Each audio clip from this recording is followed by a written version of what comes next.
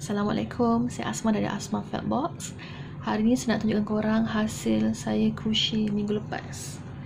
Minggu lepas saya buat phone sock untuk phone saya, phone baru saya. Dan saya gunakan benang nilon warna hitam dan striking pink.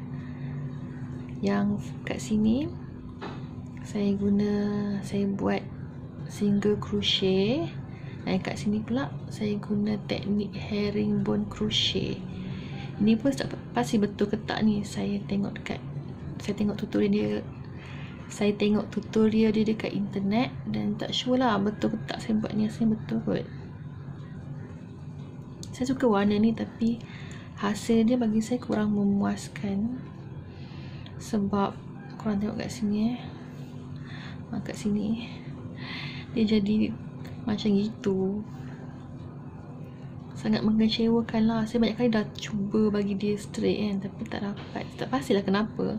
Apa pun, saya pun baru belajar crochet, jadi tak mahir dan tak pasti kenapa. Dan kalau korang tengok kat sini, dia tak straight tau. Yang bawah ni dia lebar sikit, atas dia kurus sikit.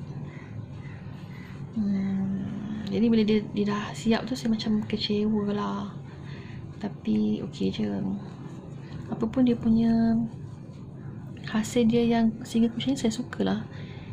Dia sangat kemas kan, dan jadi tebal, cantik juga. Okey. Dan benang akrilik ni pun okey lah juga. Cuma ada certain akrilik tu susah lah nak kait. Dia mudah berbulung. Okay, saya buat ni untuk phone yang dia sedikit longgar. Apa pun okey lah, kemas. Okay, tu je untuk hari ni. Bye.